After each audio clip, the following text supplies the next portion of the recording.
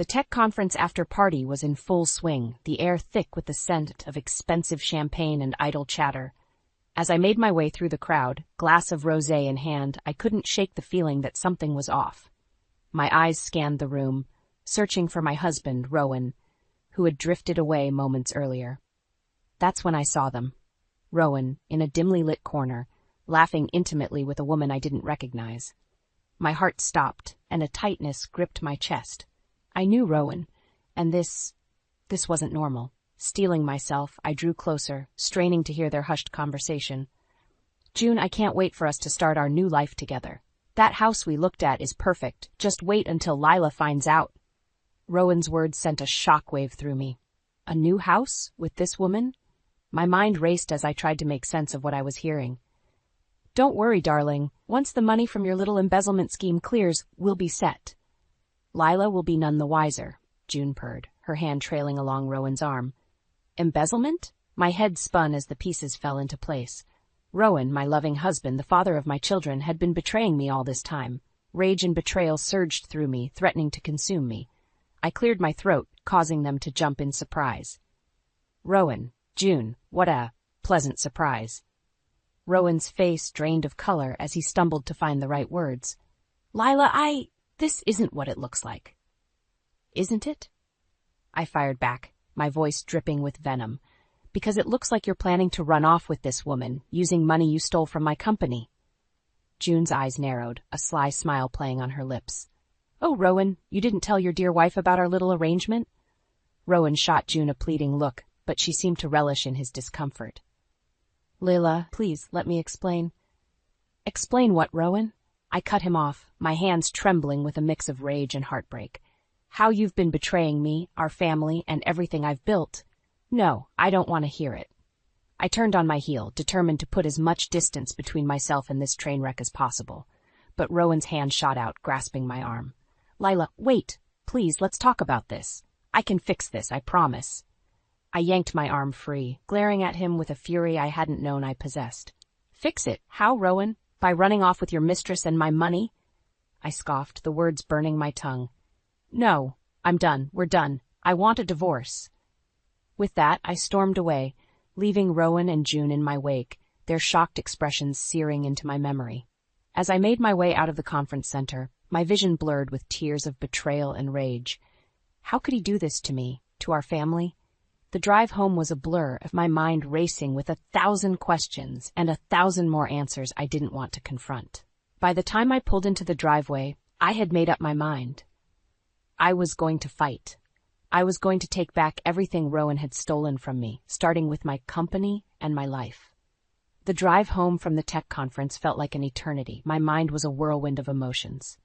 Anger, betrayal, a desperate need for answers. How could Rowan do this to me? To our family? The image of him with that woman, June, plotting to run off with my money, burned in my mind, searing into my very soul. As I pulled into the driveway, I sat in the car for a long moment, hands gripping the steering wheel until my knuckles turned white. I had to get a handle on this, to channel my fury into action. Lila Blackwood didn't back down, not from anyone, especially not her own husband. With a deep breath, I marched into the house, my footsteps echoing with determination. I found Rowan in the living room, pacing anxiously, his face a picture of guilt and panic. Lila, thank God you're back. We need to talk about what you heard.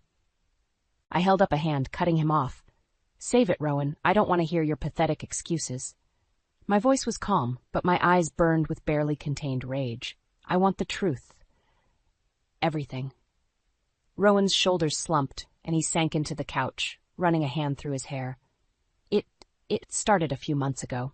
I got in over my head with some gambling debts, and I needed money fast. So I started skimming from your company accounts. Just a little at first, but then it spiraled out of control. I clenched my fists, nails digging into my palms. And June, how does she fit into all this? June, she was someone I met at the casino. She saw an opportunity to get in on the money, and we started planning to run off together. I'm sorry, Lila. I never meant for any of this to happen. Sorry? I scoffed, the word dripping with contempt.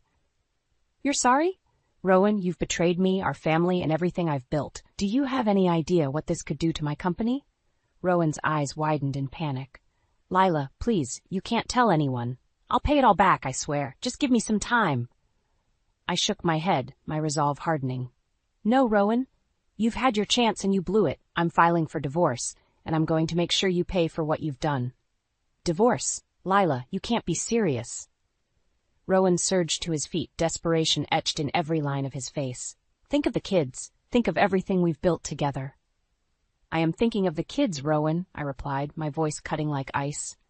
I'm thinking of the life you've stolen from them, the stability you've destroyed.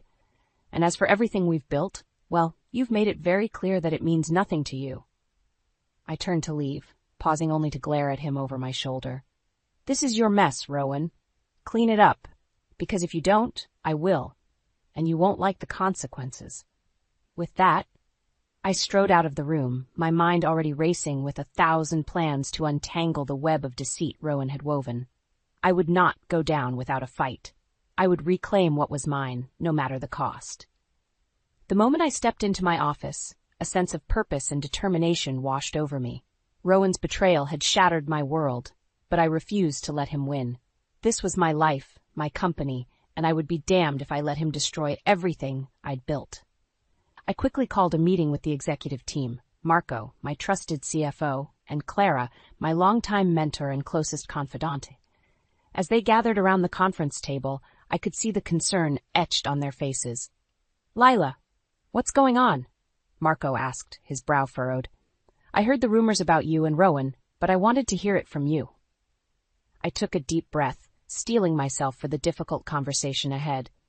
Rowan has been embezzling money from the company. He's been using it to fund a gambling addiction and to set up a new life with his mistress. Clara's eyes widened in shock, while Marco's face darkened with fury. That bastard, he growled. How much has he taken? I'm not sure yet, I admitted, but I need you both to help me get to the bottom of this. I want a full forensic audit of the company financials, and I want it done yesterday. Consider it done, Marco said, already pulling out his phone to assemble the team. And that's not all. I turned to Clara, my gaze unwavering. I need your help navigating the legal minefield. I'm filing for divorce, and I want to make sure Rowan pays for what he's done. Clara reached across the table, giving my hand a reassuring squeeze. Of course, Lila. I'll put my best people on it. We'll make sure he doesn't get away with this. As the meeting adjourned, I felt a newfound sense of purpose. Rowan may have betrayed me, but I wasn't going down without a fight. I was going to take back control of my life, my company, and my future. Over the next few days, I worked tirelessly with Marco and his team, digging deeper into the company's finances. The numbers were staggering. Rowan had siphoned off millions, all while living a lavish lifestyle with his mistress. The rage I felt only fueled my determination. Concurrently, Clara's legal team sprung into action, freezing Rowan's assets and preparing for a messy divorce battle. They uncovered even more of Rowan's deceit, including debts he had racked up in my name. It was infuriating, but I was grateful to have such a capable team fighting in my corner. As the legal proceedings began, Rowan grew increasingly desperate, lashing out with threats and attempts at manipulation, but I refused to back down. I had spent years building my company, my reputation, and my life. I wasn't about to let Rowan destroy it all. You'll regret this, Lila, he snarled during one particularly heated exchange. I'll make sure you and the kids lose everything. I met his gaze, unflinching. I don't think so, Rowan. You're the one who's going to lose everything. Your money, your freedom, your family. This is my life, and I'm taking it back. With that, I turned and walked away, my steps filled with a newfound confidence. I had the support of my allies, the weight of the evidence on my side, and a burning desire for justice. Rowan may have thought he could outsmart me, but he was about to learn a hard lesson. You don't mess with Lila Blackwood. As the legal battle with Rowan raged on, I was grateful to have a strong support system in my corner. Marco, my loyal CFO and friend, had been instrumental in unraveling the financial web Rowan had woven. He worked tirelessly, poring over every transaction, every account, to piece together the full extent of the embezzlement.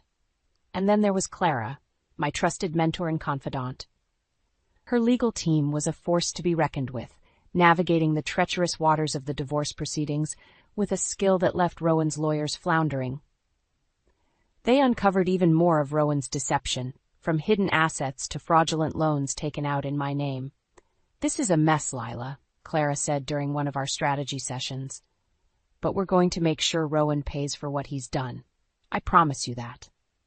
I nodded, feeling a surge of gratitude and determination. "I know, Clara. I couldn't do this without you and Marco. You two have been my rocks through all of this." Clara reached across the table, giving my hand a gentle squeeze. "That's what family is for. We're in this together, Lila. All the way." I smiled, feeling a weight lift from my shoulders. With Clara and Marco by my side, I knew I could face anything Rowan threw at me. But Rowan, it seemed, was not one to go down without a fight.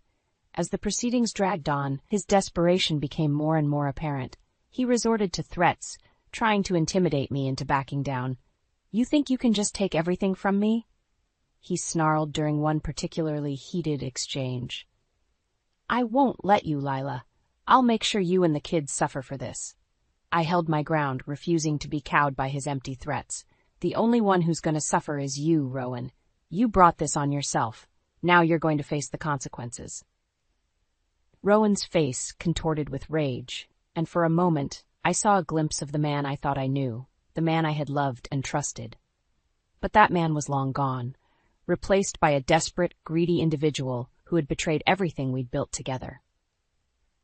As the legal proceedings continued, Rowan's behavior only grew more erratic. He lashed out at my allies, threatening Marco and even going so far as to confront Clara in her own office. "You're all a bunch of vultures, circling around to pick at the scraps of my life," he shouted, his face twisted with fury.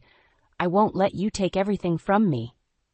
Clara, ever the picture of composure, simply regarded him with a cool, steady gaze. "The only person taking anything from you, Rowan, is you. You've done this to yourself, and now you're going to pay the price."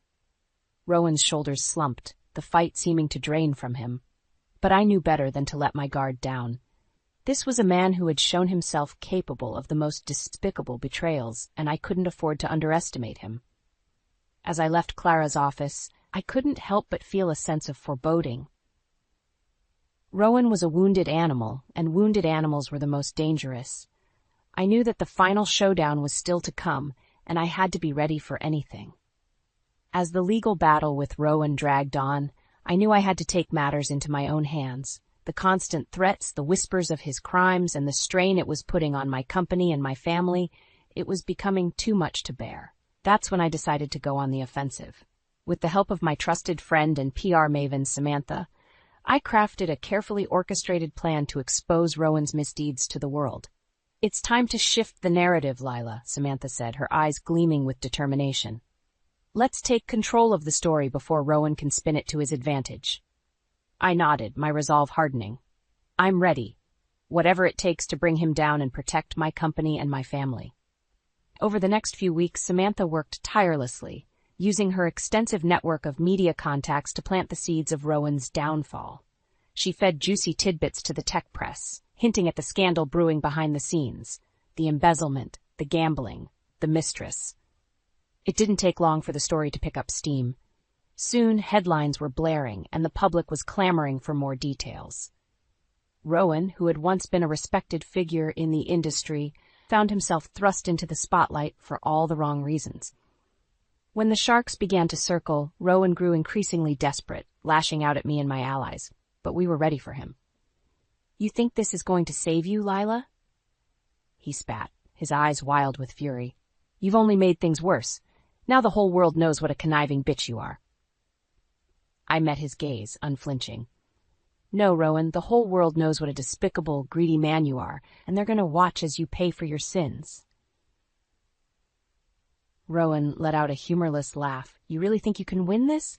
You have no idea what I'm capable of." "Oh, but I do," I replied, my voice dripping with contempt, "and that's why I'm going to make sure you never hurt me or my family ever again." With that, I turned and walked away, leaving Rowan seething in his own impotent rage. I knew that the worst was yet to come, but I was prepared. I had the support of my allies, the weight of the evidence on my side, and a burning desire for justice. As the media storm raged on, I continued to work tirelessly with Samantha and my legal team to ensure that Rowan's misdeeds were exposed for all to see. We leveraged every connection, every resource at our disposal, until the truth became impossible to ignore. Rowan's gambling addiction, his lavish lifestyle funded by my company's money, his betrayal of our family, it all came pouring out, a torrent of revelations that left him reeling.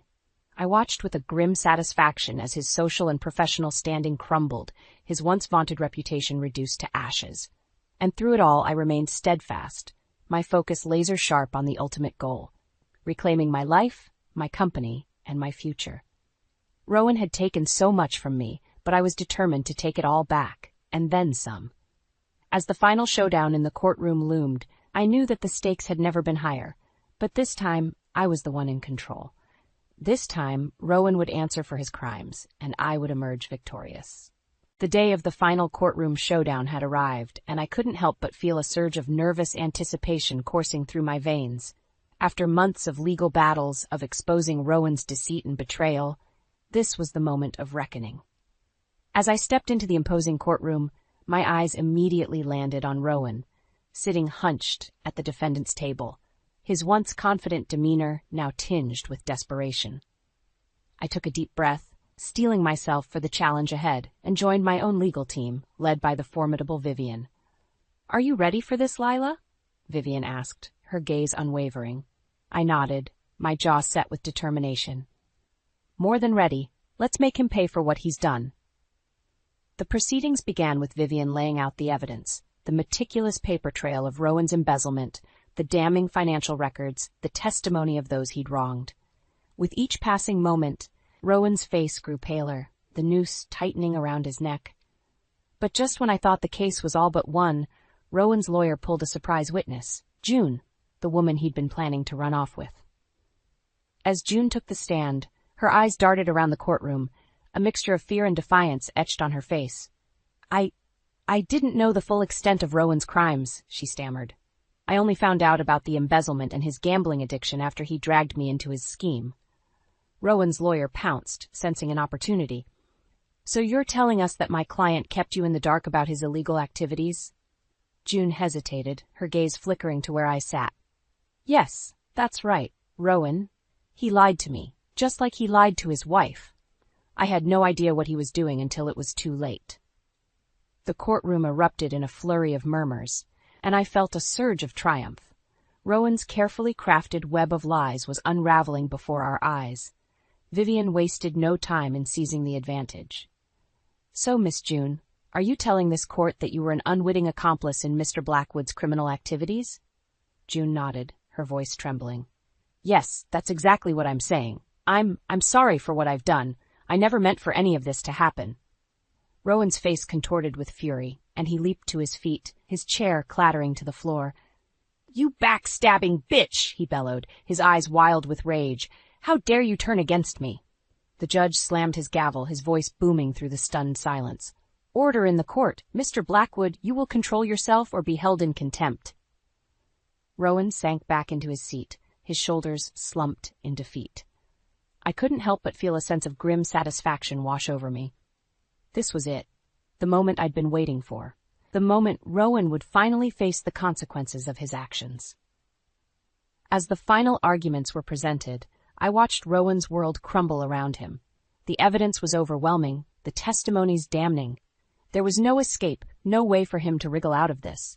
And when the verdict was read, sentencing Rowan to a lengthy prison term and stripping him of his assets, I felt a weight lift from my shoulders. Justice had been served, and I had emerged victorious. Rowan's betrayal had been laid bare for all to see, and now he would pay the price. As I left the courtroom, I couldn't help but feel a sense of bittersweet triumph. I had won, but at what cost? The pain of Rowan's betrayal still stung, and the scars would take time to heal. But I knew that I was stronger for it, and that I was ready to start anew, to reclaim my life and my future. The verdict had come down, and Rowan's world crumbled around him. As he was led away in handcuffs, his face contorted with a mix of disbelief and rage, I couldn't help but feel a sense of grim satisfaction. "This isn't over, Lila," he shouted, his voice laced with desperation. "I'll make you pay for this, I swear." I simply regarded him with a cool, steady gaze. "No, Rowan, this is over. You've lost everything, your freedom, your money, your family, and now you're going to pay the price for your betrayal." With that, he was whisked away, the heavy courtroom doors slamming shut behind him. I let out a deep breath, feeling as if a weight had been lifted from my shoulders. The nightmare was finally over. In the days and weeks that followed, the full extent of Rowan's downfall became painfully clear. His assets were seized, his reputation in tatters, and his once vaunted status in the tech community reduced to ashes. The media, once obsessed with his rise to power, now gleefully reported on his spectacular fall from grace. As for me, I emerged from the ordeal stronger and more determined than ever. With the help of my loyal allies, I set about the task of rebuilding my life and my company. Marco, my trusted CFO, worked tirelessly to restore the financial stability that Rowan had threatened to destroy, while Clara's legal team ensured that I retained full custody of our children and a significant portion of our joint assets. "You've come out of this a warrior, Lila," Clara said, a proud smile tugging at the corners of her mouth. "Rowan thought he could break you, but you've proven him wrong. Now it's time to reclaim your life." I nodded, feeling a surge of determination. That's exactly what I intend to do. I won't let Rowan's betrayal define me.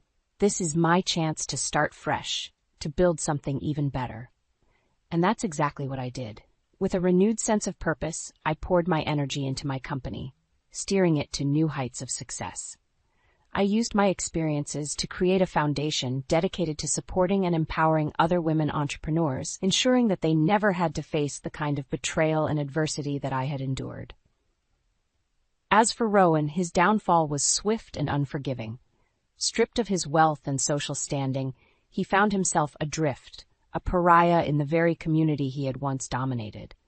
Attempts to rebuild his life were met with scorn and rejection, a constant reminder of the consequences of his actions. I couldn't help but feel a twinge of pity for him, but it was quickly overshadowed by the anger and resentment that still simmered within me. Rowan had taken so much from me, and even now, as he languished in the ruins of his once gilded life, I couldn't find it in myself to forgive him. "You brought this on yourself, Rowan," I said, when he reached out to me one final time, his voice laced with desperation. "And now you have to live with the consequences." With that, I severed all ties, determined to move forward and never look back. Rowan's betrayal had changed me, but it hadn't broken me. If anything, it had forged me into a stronger, more resilient woman, one who was ready to take on the world and win.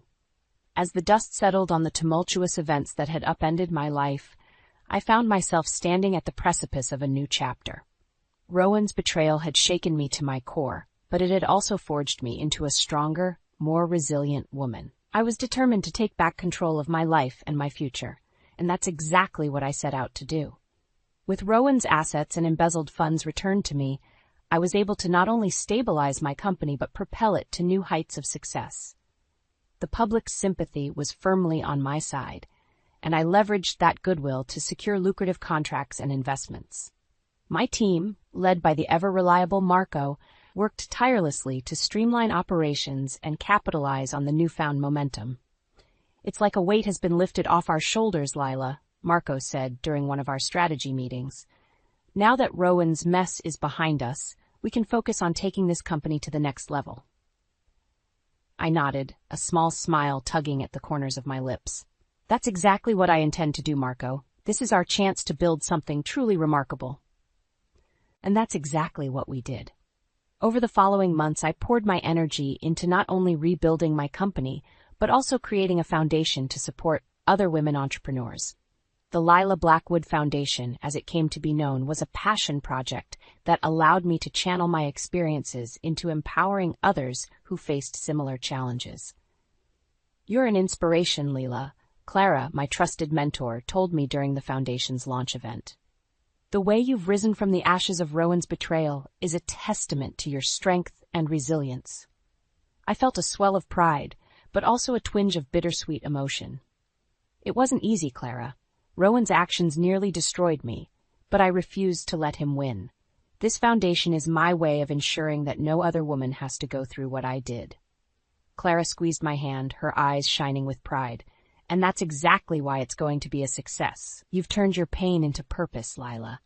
That's the mark of a true leader." As the foundation gained momentum, I found myself drawing strength from the women whose lives I was able to touch. their stories of triumph over adversity, their determination to forge their own paths. It all served as a powerful reminder of why I had embarked on this journey in the first place. And then one day, as I was reviewing the Foundation's latest initiatives, I received an unexpected call. It was Rowan, his voice tinged with desperation. "Lila, please, you have to help me. I've lost everything, my money, my freedom, my reputation. I'm a pariah, and I have nothing left." I paused, my finger hovering over the end call button. A part of me wanted to simply hang up, to let Rowan wallow in the consequences of his own actions. But another part, a small, stubborn part, urged me to at least hear him out. "What do you want, Rowan?" I asked, my voice measured and calm. There was a long pause on the other end of the line, and I could almost feel the weight of his shame. I want to start over, Lila. I want to make amends, to try and rebuild my life. But I can't do it alone. Please, help me." I took a deep breath, my mind racing with 1,000 thoughts. After everything Rowan had put me through, could I really find it in myself to offer him a second chance? Could I, the woman he had betrayed so deeply, be the one to extend a lifeline? In the end, the decision wasn't as difficult as I had anticipated. "Rowan, I can't forgive you for what you've done. The damage you've caused is too great, and the trust you've broken can't be mended." I paused, steeling myself for what I was about to say next. "But if you're truly serious about starting over, about making amends, then I'll help you. On one condition. You have to be willing to work for it. Nothing will be handed to you this time." There was a moment of stunned silence, and then a faint, fragile voice came through the receiver. "Thank you, Lila. I won't let you down. I promise." As I hung up the phone, I felt a strange mix of emotions, a lingering resentment, a sliver of hope, and a profound sense of purpose. Rowan's road to redemption would be a long and arduous one, but if anyone could walk that path, it was him. And if he succeeded, perhaps there was a chance for true healing, for both of us. With a renewed sense of determination, I turned my attention back to the Foundation, ready to forge ahead and continue making a difference in the lives of women everywhere. This was my new beginning, and I was determined to make the most of it.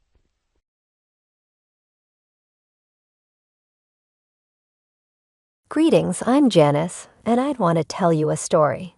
It's a complicated tale of love, betrayal, and the pursuit of self-respect. Allow me to present the key players in this drama before we get started. Janice here, let me start it.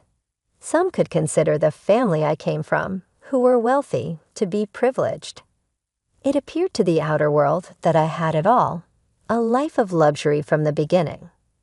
Nonetheless, I was raised to value perseverance and earning my own money, as opposed to depending on income from family. In the field of engine additives, my father built a prosperous empire for himself by taking a small niche and turning it into a booming enterprise. With the same level of diligence, my mother established her network of profitable beauty salons and rose to prominence in the field. When I was 21, they divorced, and it was done gracefully. They kept their relationship intact and divided their assets equally, which was no easy task. My father made the decision to be alone in order to focus on his company and cherish his freedom. My mother remarried in the interim, but I remained her only child. And then there's my husband, Matthew, who turned out to be the impetus for a major life turnabout. We were married not long after I completed my undergraduate education and started working as a music teacher for excitable kids, which was my dream job. All was oak until I became pregnant, at which point Matthew's real colors showed through.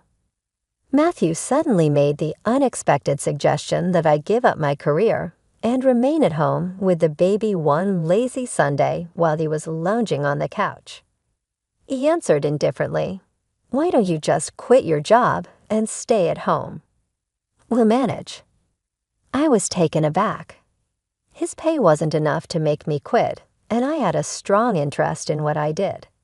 With a sly smile, Matthew waved away my worries, saying we could rely on my father's riches.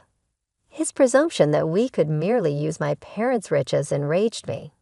He had made references to it before, but talking about it in such a casual way was insulting. He brought it up again over a meal with his parents, which further exacerbated the issue.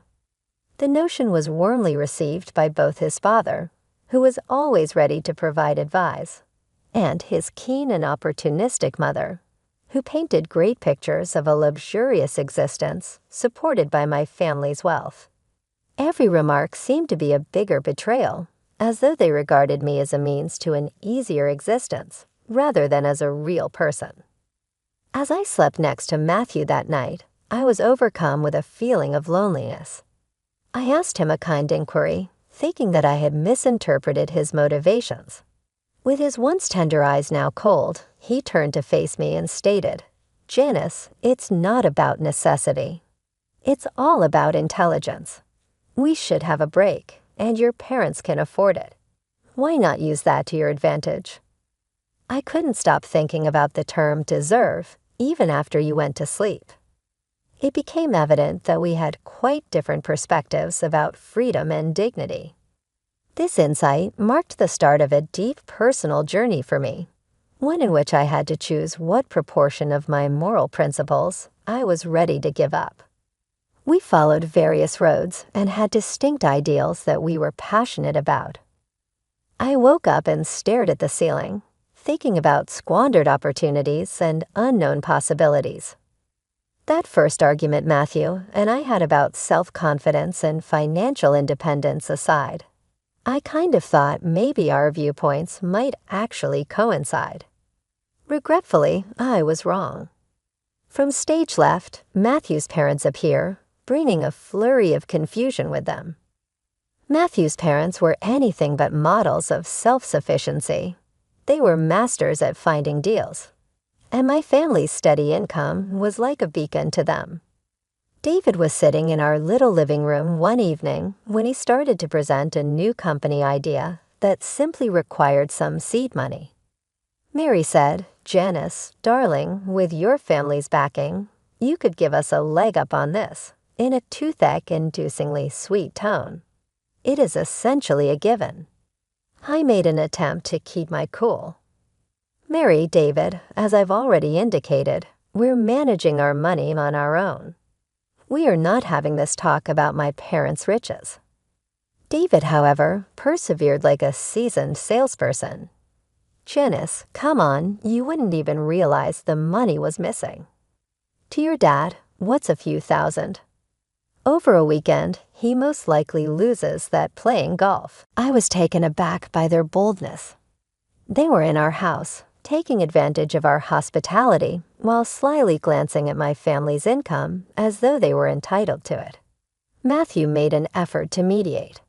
"Perhaps they are right, Am. Surely this is simply a loan. We would assist the family." Family tasted like bitterness. "Matthew, since when did it become our responsibility to fund your parents' ventures?" The air became very cold. Never one to pass up a dramatic opportunity, Mary screamed, "Well, I never." We assumed that family members helped one another, but if you're going to be frugal. I shot her in the face and shot back, "Mary, working for what you have isn't stingy. It's called being responsible. Perhaps you ought to think about that." David made an effort to ease the tension. "Look, let's not get all up, Janice. Here we're just chatting." "Talking, right," I retorted cynically, annoyed that our discussions would invariably come back to my family's problem-solving techniques. I lay awake after they went, and Matthew apologized to his parents for their miscommunication. This wasn't just a straightforward miscommunication. Rather, it was an overt interference by two individuals who saw me as a cheap source of money rather than as a part of their family. I thought that the dynamics would improve with the birth of our daughter Elizabeth, but they got worse instead. While my folks sent a lovely hand-knit blanket and high-quality baby necessities, Matthew's parents showed up at the hospital wearing a cheap onesie with sale tags. Their generosity elicited a scornful and resentful response from Mary. "They're really going for the whole effect, don't they? It must be pleasant to simply scatter cash."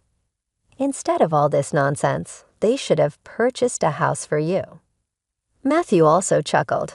Yes, Mom is correct. Your people aren't shy.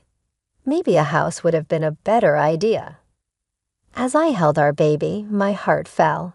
Here I was as a new mother, trying to find a way to balance the happiness of having a daughter with the unwavering pressure of family expectations, all the while trying to find a route that upheld my morals and kept the peace. It dawned on me that this conflict was about more than simply money. It was about limits, respect, and the future I desired for my own family. Matthew and his parents seemed to be only interested in the way my parents had chosen to spend their money as I was holding our newborn daughter. Hearing Matthew repeat his mother's mercenary ideas hurt. It got me thinking, was our kid simply another means of obtaining financial advantage in their eyes? It's not about the price tag, right? I tried to maintain the calm. What matters is the notion. David, nevertheless, persisted and said, yeah, but consider it. Purchasing real estate is a gift that keeps on giving. It was a tense drive home from the hospital. In an attempt to comfort me, Matthew said his parents were simply traditional and had good intentions. However, I started to have my concerns about whether Matthew truly loved me or if he was just jealous of my family's money. A few weeks later, the subject came up again during an unscheduled visit. Elizabeth was moaning in my arms as we huddled into our living room. And Mary couldn't help but make a joke about our new stroller, which my parents had given us. It must be pleasant for your parents to lavish Elizabeth with such high-end toys and technology. Don't you believe that a house fund donation would have been more beneficial instead? With a tone tinged with passive hostility, she spoke. Actually, babe, we've been thinking maybe your parents could help with a down payment instead of more baby stuff, said Matthew, who was seated next to his mother. Makes logical, doesn't it? I was taken aback. Not only were Matthew's parents unyielding, but now Matthew was parroting their ideas and using the birth of our daughter as a bargaining chip. I got the impression that I was imprisoned in a warped world where financial prosperity superseded family and affection. Is that, Matthew, what this is all about for you? Getting money from my parents? I was unable to hide the anguish in my voice. I thought we were in this together, for better or worse, not for richer or poorer. Mary only scoffed. Well, when your wife's parents are wealthy, it's only practical to think about these things, while Matthew was surprised. The terrible reality struck me as I lay awake with Elizabeth, soundly asleep next to me after they had left.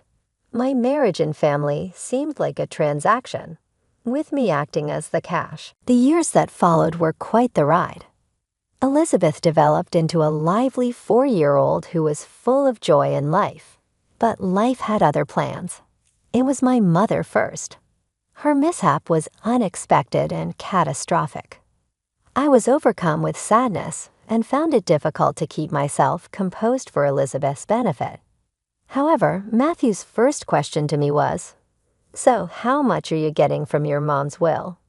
rather than inquiring about how I was handling things.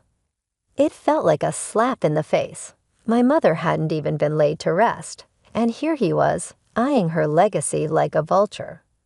According to my mom's will, I inherited the beauty salon chain. I knew nothing about running a business, but Matthew was eager to step in.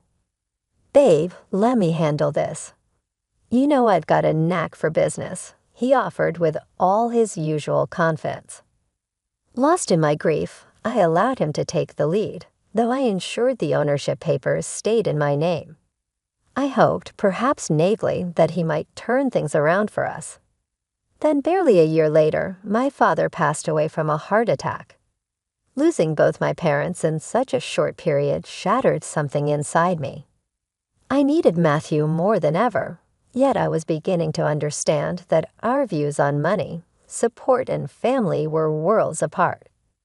The day after my father passed away, I was reeling from the loss, hoping for some semblance of sympathy, or at least a respectful silence from Matthew and his parents. Unfortunately, that was not to be. As soon as they walked through the door, David barely hid his excitement, eagerly speculating about the inheritance. "So, Janice, there must be a hefty sum coming your way, huh?" His eyes gleamed with barely contained glee. I saw red. "Can you not for once just stop talking about money?" I exploded, my words ringing sharply through the room. Mary adopted an offended demeanor immediately. "Well, I never. We're just concerned about the family's future. No need to be rude." Matthew attempted to smooth things over as usual. They're just curious." "It's a big deal, you know." "A big deal?" I echoed, my voice rising in disbelief. "My parents are gone, Matthew, and all you and your parents can think about is cashing in. Is that all I am to you? A bank?" The room fell silent. The tension was so thick it felt tangible. Matthew glanced between me and his parents, mumbling a half-hearted apology, but the damage was done. I could no longer stand the sight of their greed, their complete lack of empathy. "Get out," I said, my voice steadied but ice cold. They left, Mary muttering under her breath, and David scowling. Matthew lingered, trying to justify his parents' behavior. But I was beyond listening. 3 days later, Matthew burst through the door, his face alight with what he considered good news. "Babe, I've got awesome news," he exclaimed, barely containing his excitement. "I struck a deal to sell the hairdresser chain. Can you believe it?" My jaw dropped. "What? You did what without even asking me?" I was seething, a mixture of betrayal and disbelief coursing through me. Before we could delve into a serious discussion, his parents showed up, ready to celebrate as if we'd won the lottery. They brought a lavish feast from a fancy restaurant and high-roller cigars. Mary was beaming, waving the cigars in my face. "Guess what, honey? We sold the old condo and put down a deposit on a beach house. We're all moving to the coast." I felt as if I were trapped in a nightmare. Hold on, you what? Nobody asked me about moving. I don't want to live by the beach with all that humidity and the winds. With a kid. Are you out of your mind? Mary dismissed my concerns with a wave of her hand. "Oh, don't you worry about that. We've also booked a crew. You should come with us. It'll be fabulous." "Where is this money coming from?" I demanded, my patience wearing thin. "Well, darling, with your father's passing and the sale of the salons, money's no object. Now we're set for life. Think about it, yachts, private jets. We're living the dream." Mary's eyes sparkled with dollar signs. I turned to Matthew, utterly dumbfounded. Why are we even talking about selling my mom's business again? And what's this nonsense about being set for life? "Babe, it makes sense," Matthew insisted. "Managing both businesses will be too much. We need to focus on what's more profitable. It's for our future, for our daughter's future." I couldn't believe what I was hearing. The greed, the audacity, it was all too much. "Show me the financials for the salon," I demanded. "I want to see everything before we make any rash decisions." Matthew squirmed, avoiding eye contact. "Look, it's all about our future, about making sure we're comfortable." His parents chimed in, pressing me to just let go and enjoy the windfall. But as they spoke, it became painfully clear this wasn't just about securing a comfortable future. It was about exploiting my grief and inheritance for their gain. As I surveyed the scene before me, all I could envision were vultures circling overhead. Why the sudden rush to sell the hairdressing shops? I pressed Tom for an explanation. With a nonchalant shrug that seemed to dismiss the gravity of the situation, he replied with what he thought was rationality. "Look, after your dad's passing, managing both businesses doesn't add up. We need to concentrate on what's more profitable. The auto oil venture is literally striking gold compared to the salons.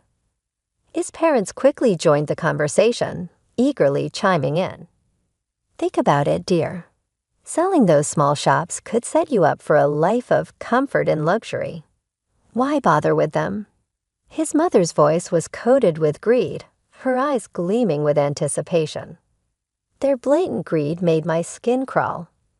I want you all to leave, I demanded, my voice steady and strong. This is a time for mourning, not for scavenging through what he left behind. Matthew attempted to interject, but I silenced him. And another thing, this inheritance we're discussing, it's mine. You and your parents have no say in this matter. The room chilled as they realized I was not as compliant as they had assumed. With heavy steps and darker scowls, they left, leaving me alone with my thoughts and the looming battle ahead. The day after my father's funeral was bleak, draped in a fog of sorrow. Matthew, however, seemed oblivious to the somber mood. Over a lackluster breakfast, he was already plotting. We need to call a meeting with your father's company executives, pronto. He declared, his voice cutting through the silence aggressively. I paused, toast in hand, and looked at him. Matthew, my father has just been laid to rest. Can't this wait? I need time to process all this. He dismissed my concerns with a casual flick of his hand, emphasizing that time was money, and we had to act swiftly. Frustrated and seeking some solid footing, I contacted our family lawyer for a detailed overview of the barbershop chain status and insight into my father's business dealings. After a month of legal jargon and financial data, Matthew and his parents came back and barraged me with unwanted counsel and avaricious offers. Matthew jumped right into the conversation without saying hello. You know I've been considering myself the ideal candidate to take over your dad's business. I was astounded by his bold claim, but he wasn't done yet. Plus, I'll need a new automobile that fits a corporate executive. That new BMW ought to do. Mary interrupted me with her exorbitant requests before I could reply. The beach home is almost finished. All we need is an extra $460,000 to put the finishing touches on things and to get some new high-end furnishings. And I expect you to open an account to cover my costs, sweetie. I have to keep up my lifestyle. As I listened to their incessant demands, I felt like I broke. Not anymore. I cut them off with a hard grip on the divorce papers, like a protecting talisman. I arranged the documents on the coffee table in front of Matthew and said, Matthew, we need to talk. His expression etched with uncertainty, he took them up. His voice quivering, he managed to ask, What's this? Divorce papers, I declared, making sure every word was precise. The business has been audited by me. You've drove it to the verge of collapse, Matthew. When I challenged Matthew over our company's management, his expression fell, resembling a youngster who has been wronged. His justifications were as flimsy as his declining self-esteem as he stumbled. I was trying to make things better. Make it better by letting go of our best employees and ignoring the things that really helped the company succeed. Fueled by a strong mixture of betrayal and rage, I shot back, raising my voice. Ever the meddler, Mary was powerless to resist butting in. Now, let's not forget that he has a right to half of everything. After all, marriage ties assets together. Even though it was a sad chuckle, I couldn't help but laugh. Nice attempt, but until I made the grave error of marrying your son, everything has been in my name. I don't give him anything. Their lofty aspirations came crashing down when the room went quiet.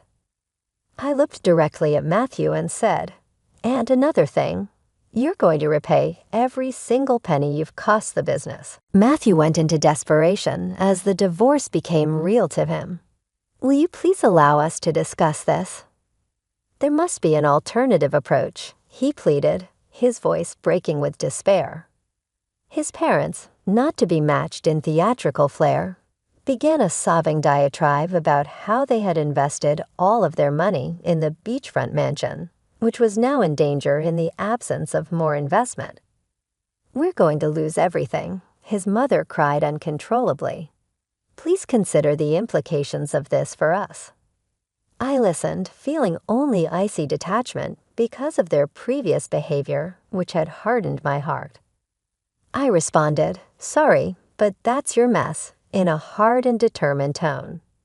I led them to the door and shut it, leaving this chapter of my life behind me with a renewed sense of resolve. I tried not to think about the past in the days that followed. I kept my eyes on the future instead. The proceeds from the sale of the apartment Matthew and I had shared were sufficient to build a little, charming home that held the promise of a fresh start for my daughter and me. I had a weight lifting off my shoulders as soon as we moved into our new house, a sense of calm that had been absent for far too long. Justice's wheels spun steadily and gently. Upon Matthew's eventual capture, the courts mandated that he make up for the chaos he had caused inside the network of hair salons. His carelessness had a cost, and in order to pay his debts, he had to sell his portion of our previous residence. It was a bittersweet vindication for all the suffering he had inflicted to watch him being held accountable. One day, my phone called out of the blue, and my old mother-in-law was on the other end, her voice laced with desperation. "We're stuck. To acquire a property, we require assistance." I was astounded by her boldness, as I was by her request that any amount would help. I inhaled deeply, gathering my thoughts before answering. "You made your bed," I said in a firm and steady voice. "You should lie in it now." As I ended the conversation, I felt a range of emotions. I was clearly angry at their unwavering sense of entitlement, but I was also quite relieved that I had finally established clear limits. After the turbulent divorce and taking back ownership of my mom's hair salon network, things started to get better. Though it was a difficult road, the salons eventually began to resurrect, welcome back the brilliant stylists we had lost. It turned out that I was better fit for the business world than I had thought as I saw them enter through those doors once more, eager to work their magic and bring the building back to life. New lessons and realizations about my potential arrived every day. I might not have seen this potential in myself if life hadn't dealt me such cruel turns. Another difficult task was running my dad's auto oil company.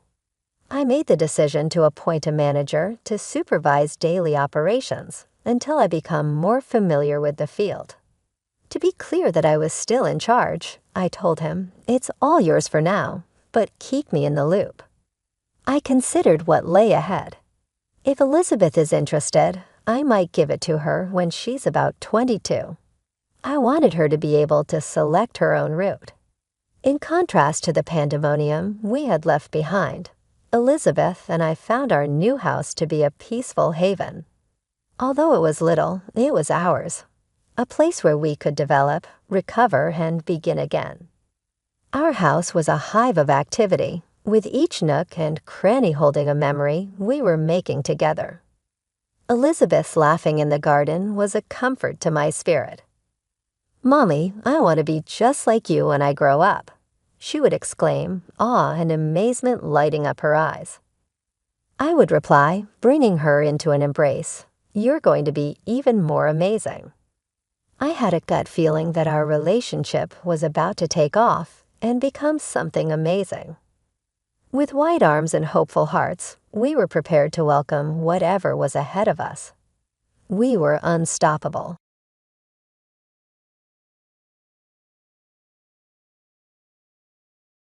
With a harsh voice, my mother-in-law confronted me and said, "I know you cheated. Give the property to the divorced as alimony." However, my mother-in-law is illiterate. She has no notion who should be paying alimony in the first place, and she doesn't even identify the man who is standing directly in front of her. I showed the lawyer what was on my phone in order to tell the truth. Observe this. The roles will now reverse. Hannah is my name. Ethan and I have been wed for 3 years. I married him because I was drawn to his goodness and gentleness. Ethan's mother lavished affection on him as an only child, and it now appears that he has many spoiled behaviors. It was evident how much his mother had spoiled him after we were married. The greatest food must be served at the wedding. He mentioned it as we were getting ready for our wedding. However, if we increased the food, we would go over budget and would have to make other cuts. Ethan, I get it, but we also need to consider the budget, I said. This time, let's drop the food grade somewhat. I told him that, and he seemed genuinely unhappy. As soon as my mother-in-law, Heather, noticed his annoyance, she stepped in. Hannah, what are you talking about? It makes perfect sense for us to choose the greatest cuisine, as Ethan mentioned. Heather consistently takes Ethan's side in situations like these. However, how is the budget doing? We may just make savings elsewhere, such as on the wedding gown or decor. Then, with a worried face, Ethan added his own solution to the dilemma. Mom, hold on. We absolutely shouldn't lower that budget, since the venue would look awful if we save on the decor. Heather concurred with him right away. You're accurate. How wise you are, Ethan. Thus, we will just need to reduce Hannah's outfit budget. Indeed, that does make sense. Furthermore, Hannah looks amazing in everything. They spoke as though it was settled beforehand. I tried on this dress several times before settling on it, and it was my favorite. Ultimately, though, I had to forfeit my desire for the dress and divert the funds to the catering and decor instead. Heather continued to get in the way of our discussions anytime we had a disagreement as a couple, even after the wedding, and when we began our lives together. She phoned us, for example, when we were preparing to purchase a home, since up until that point, we had been renting an apartment. Hannah, I understand you intend to construct a new home. Oh, did you hear from Ethan? Yes, we recently signed the deal and discovered a wonderful piece of property close to the station. Right now, we're just getting started on the house design. The location was revealed by Ethan, but isn't it a bit much for the two of you? I quickly added, but if we have kids in the future, our family will grow. So I wanted to make sure we have enough room, because I was afraid she might recommend we all live together. Children, is that a sign that you're expecting? She snapped at the idea of kids. Well, I was referring to a future date. Don't raise false expectations in my mind. I know I can rely on Ethan to take care of things, even if you decide to construct a new home. Hannah, please watch out so that you don't become too involved. Yes, I do comprehend. I sighed deeply as I immediately hung up the phone after responding incoherently. It appears that she will also want to have a big say in the new house designs.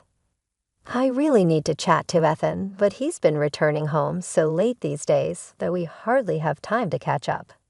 Usually, I go to bed before he does, but that particular evening, I stayed up to talk to his mother about the circumstances. Upon arriving home, he appeared surprised to discover me still awake. What is happening? Are you still awake? Yes, I wanted to discuss something with you. I saw something as soon as I sat down in front of him. Hey, Ethan, didn't you say you and your coworkers were going out to drinks tonight? Yes, it is correct. But you don't smell at all like alcohol. I bent down to take a whiff, but instead of alcohol, I detected a subtle, pleasant smell coming from his suit. In a hurry, he shoved me fast away. To get sober, I had a burger. Because I'm tired, I'm going to take a bath. After that, he rushed to use the restroom. I had a suspicion that he was concealing something. Something told me to take quick action. He had left his phone in the toilet, which I stealthily snatched. Naturally, it was locked. However, I knew that Ethan wouldn't use a complex passcode. When I entered his birthday, the lock unlocked with ease, just as I had anticipated. What's this? Numerous loving texts that he had exchanged with another woman were stored in his phone. Not to be forgiven. I immediately synchronized his phone with mine to keep an eye on his communications as well. A buddy had mentioned sync tools to me casually, but I never thought they would come in handy in this particular circumstance. I discreetly replaced his phone and then proceeded to the bedroom to check his texts. That's when I found out that, for the previous year, he had been surreptitiously seeing another lady while posing as an employee. You're really brave. If Ethan chooses to play it that way, I immediately contacted a friend from college. Hello, Benjamin. It's been a while, but could we meet up sometime soon? The next day, Ethan went to work as if nothing had happened, completely unaware that I had seen the contents of his phone. He continued coming home late, just as he always did, claiming he was working overtime. But now I knew the real reason why. I began meeting up with Benjamin whenever Ethan stayed out late. On this particular day, Ethan had left the house, saying he had to work on the weekend, as usual. I arranged to meet Benjamin, and as we walked quietly together, I suddenly heard someone call out from behind us. That was my mother-in-law, Heather. Heather, what are you doing here? That's my line. What are you doing here? Who is this man? No way. Are you having an affair? No, it's not what you think. Shut up. I can't believe you would betray my precious Ethan like this.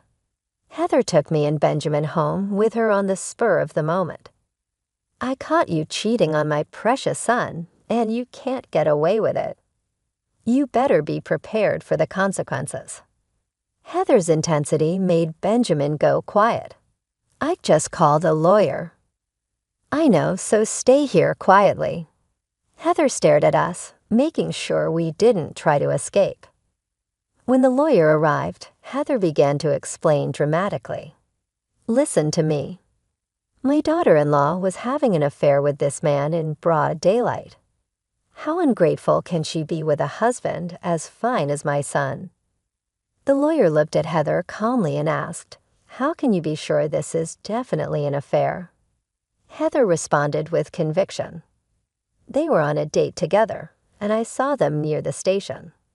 It's obvious they were sneaking around wearing hats and sunglasses near the station. Well, that does not conclusively prove cheating, the lawyer said. What? Why not? Heather demanded. For a moment, Heather looked disheartened, but then her eyes brightened as if she had just thought of something. Hannah, show me your phone. What? I replied, bewildered. There must be evidence on your phone. Show it to me. Heather insisted. She snatched the phone from me and handed it to the lawyer. I felt cornered but resolute. I turned to my lawyer and said, I'm not going to let them get away with this. Okay, I understand, he said. You can examine all the contents of my phone. We have nothing to hide.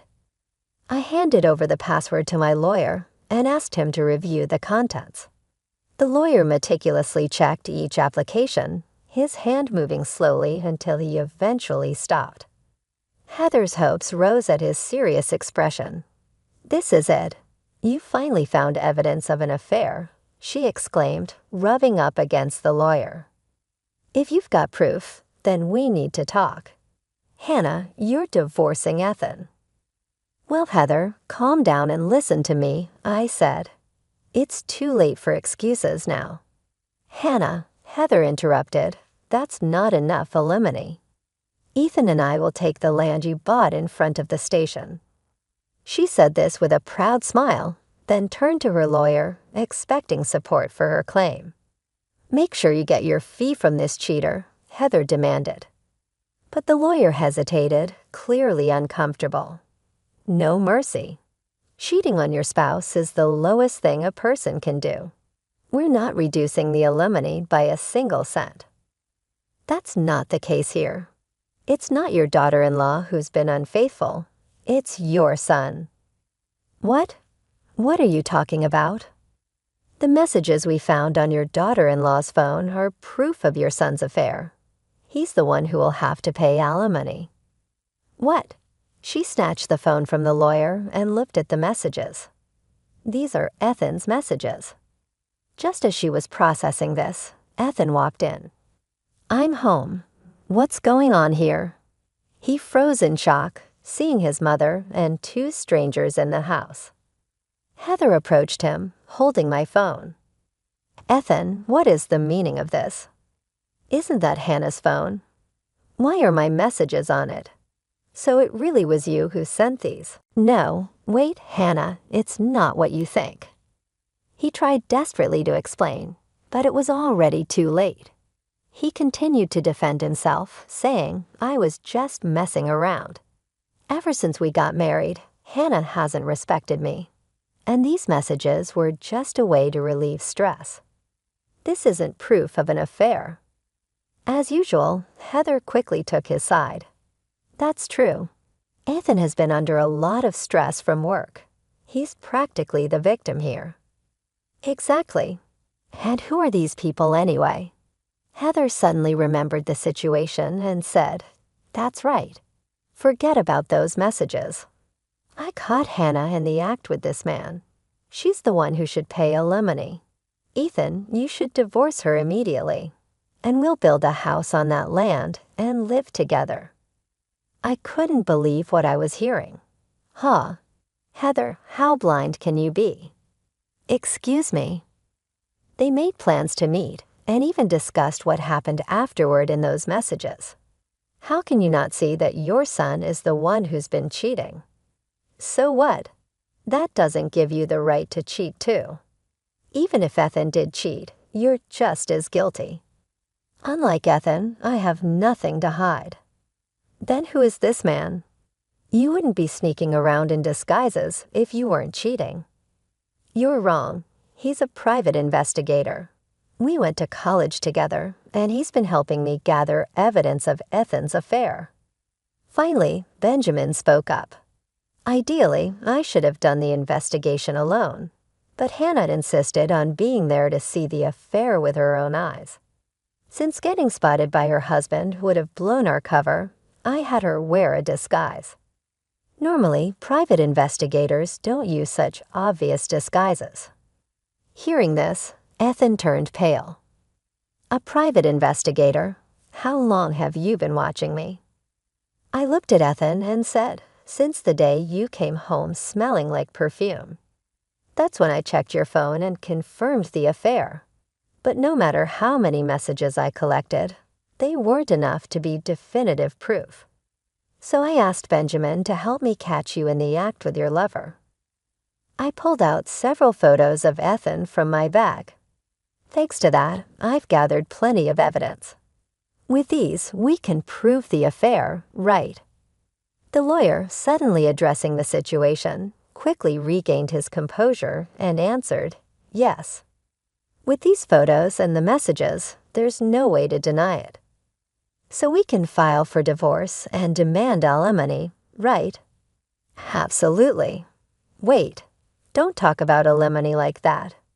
We're still husband and wife, aren't we? I immediately cut him off. You're the one who betrayed me and had an affair. I can't stay married to you.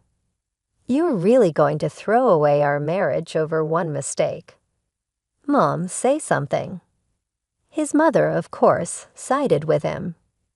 That's right. A marriage shouldn't be so easily broken.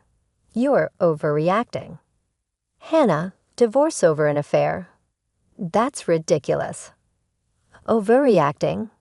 Just a moment ago, you said that cheating on a spouse is the lowest thing a person can do. Why don't you tell Ethan the same thing? Well, everyone makes mistakes sometimes. Mistakes? Do you really think that excuses it? I fully agree with what you said earlier. Cheating is despicable.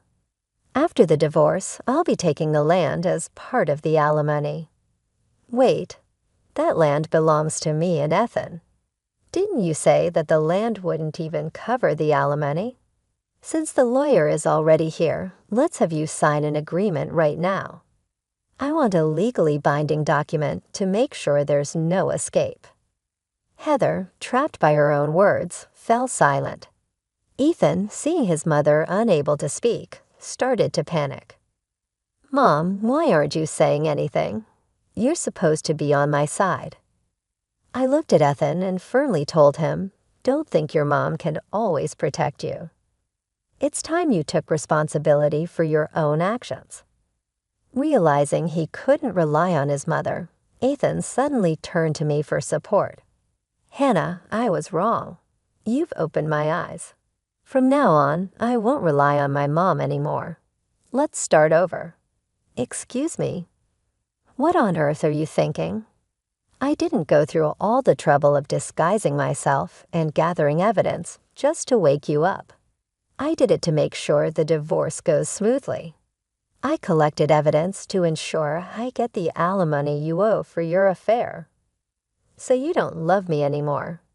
Of course not. How could I love someone who cheated on me and betrayed my trust? I then asked the lawyer, by the way, do you happen to have a divorce form with you? To which the rather shocked lawyer answered, well, sure, I do. Your mother-in-law instructed me to bring one for you to sign when she asked me to come today. Heather, thank you. I would be happy to use the divorce documents that you had written. I signed the divorce papers and began the alimony claim procedure with Ethan immediately. There was no way out for him with a lawyer and a private investigator there. I went right away to submit the divorce documents, and I finished the property title transfer with the lawyer's guidance. Although the acreage I was given as part of the settlement is too big for me, I may construct an apartment building and turn my land into a rental property. We should be grateful that Ethan's affair was discovered before we began construction on the house. It appears that Heather finally realized how mistaken her parenting of Ethan was over this entire situation. She brought him back into her house after the divorce and began treating him with a strictness that was very different from how she had previously handled him. These days, my ex-husband has turned into a man who is always concerned about what other people may think of him. That suggests that his partner in the affair has probably already become disinterested in him. He likely doesn't have time to date anyone anyhow because Heather is constantly keeping an eye on him at home. Given Heather's tendency toward obsession, it will take her a while to come to terms with her errors. I realize I didn't need to punish Ethan at all when I consider his future, where he would be enslaved to his mother. From my perspective, this encounter has strengthened my bond with Benjamin. Benjamin hasn't married yet since he finds it difficult to trust individuals after witnessing their darker aspects. Maybe as a result of the fact that I still have trouble trusting men, we both recognize the need of learning from our past failures. I may really need to start again with someone like Benjamin. I can now look forward with hope at last.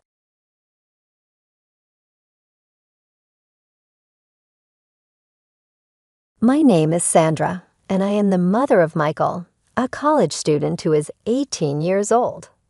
In order to provide him with a better future, my husband, Brian, and I have been making many sacrifices for years to fund his schooling. These sacrifices have included foregoing holidays and making every effort to restrict our budget. We live in a small but comfortable house that was my grandmother's before she went into a nursing facility. I oversee the front desk at a doctor's office, while Brian works at a nearby hardware shop. We lead a straightforward, uncomplicated lifestyle that works perfectly for us. It was a typical Thursday afternoon, the sun positioned perfectly in the sky, hinting at the weekend ahead, when Brian's phone interrupted the peace. I was preparing dinner, my thoughts split between the meal and our budget, when I heard him answer the call with a concerned, "Hello." "Mom, slow down. What's wrong?" As I watched him pace back and forth, his face drained of color. The call ended, and he collapsed onto the sofa, looking utterly deflated. "It's my parents," he said. "Their business has gone under. They're bankrupt, and they've lost everything, including their house." My heart sank at the news. "Oh, Brian, that's awful. What are they planning to do?" "They want to stay with us for a while," he replied, clearly worried about our reaction. "Just until they sort things out." I paused, considering our already tight finances and the structured piece of our life that was now at risk of being disrupted. "And what did you tell them?" I asked. Brian massaged his neck, a sign of his stress. "I said I'd talk to you first. It's your house too, Sandra. I wouldn't decide this without consulting you." Brian's parents, Terry and Catherine, were far from easygoing, accustomed to a luxurious lifestyle. Our simple home was a stark contrast to what they were used to. You know how they are. "This house, it's not really their style," I reminded him. "I know," he replied, his expression troubled. "But they're my parents, Sandra. They're in a tough spot." Recalling the numerous times they had visited, barely concealing their disdain for our humble living arrangements, I knew they would be uncomfortable here. Yet seeing them desperate enough to ask for help softened my stance. "All right, they can stay, but it's temporary, right? Just until they get back on their feet."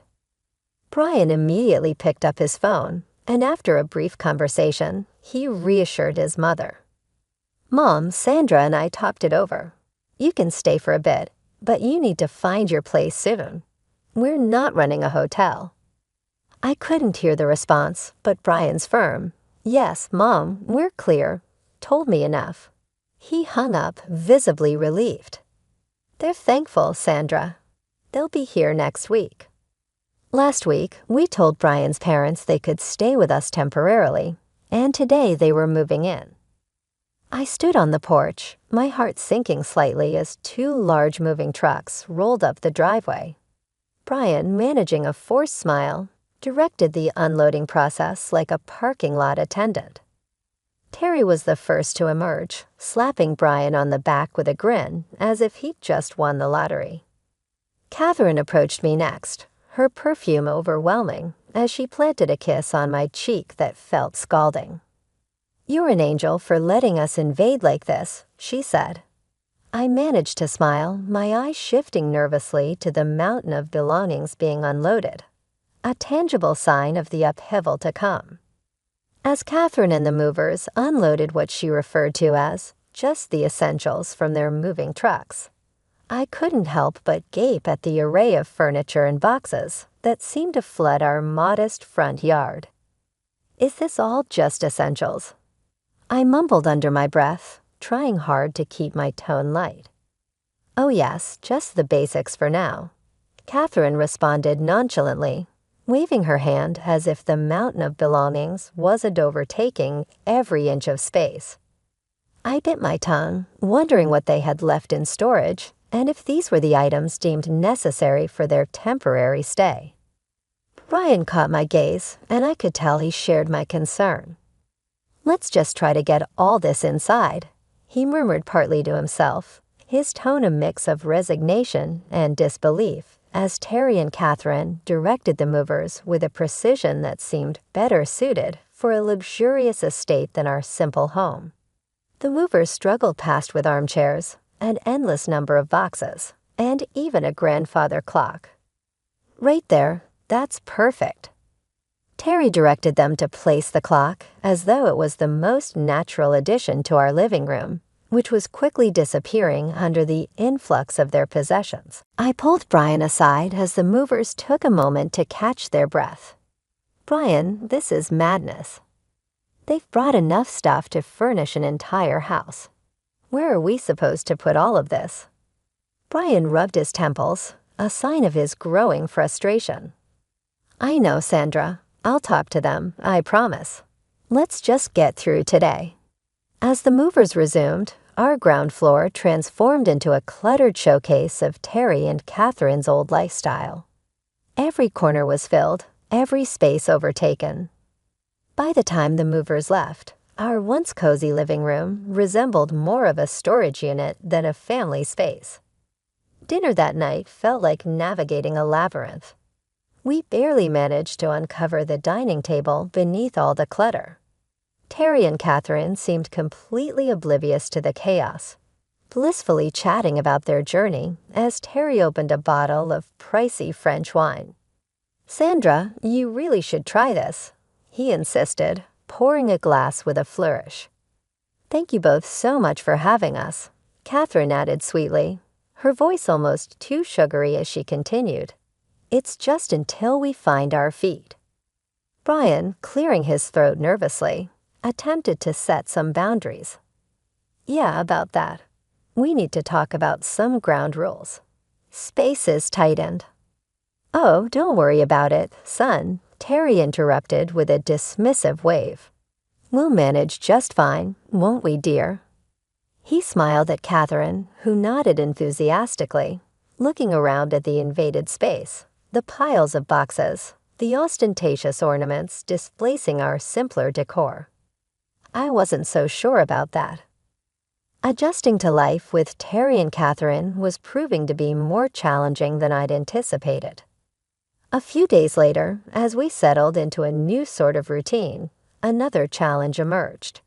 It was Tuesday evening, and I was preparing a simple dinner, spaghetti, when Catherine walked into the kitchen, her nose wrinkling in disdain. "What's that smell?" she asked, her tone dripping with disapproval. "It's dinner," I replied, striving to keep my voice calm. "Spaghetti." "Where's the meat?" "The fresh herbs?" she scoffed, peering over my shoulder with a critical eye. Brian, hearing the commotion, came in, drying his hands on a dish towel. "What's the problem?" "The problem, Brian, is that we're expected to eat this." Catherine gestured dramatically towards the pot of simmering sauce, as though it were unsavory. Taking a deep breath to maintain my composure, I explained, "It's what we usually eat. We can't afford steaks and fancy meals every night." As tensions flared in the kitchen, Brian intervened, his expression stern. "Mom, this is Sandra's home too, and this meal is what we normally eat. If you prefer something else, feel free to cook it yourself," he said firmly. Catherine's eyes narrowed as she retorted. The stark difference was not just in our meals, but was etching a deeper divide between us. Each day, unable to contain my frustration any longer, I spoke up. "This has to stop. We can't keep living like this, eating different meals. It's ridiculous. From now on, everyone in this house will eat the same food, and we will stick to what we can afford." Terry laughed dismissively, a grating sound that tested my last nerve. "You expect us to eat that slop?" "It's not slop, it's dinner. It's what we eat," I retorted, my patience wearing thin. Terry's laughter stopped abruptly, his face turning into a scowl. Catherine's tone was sharp and accusing. "How can you be so greedy and lazy? Cooking decent food isn't that hard." They both turned to Brian, their expressions full of expectation, as if prompting him to side with them. That was the final straw for Brian.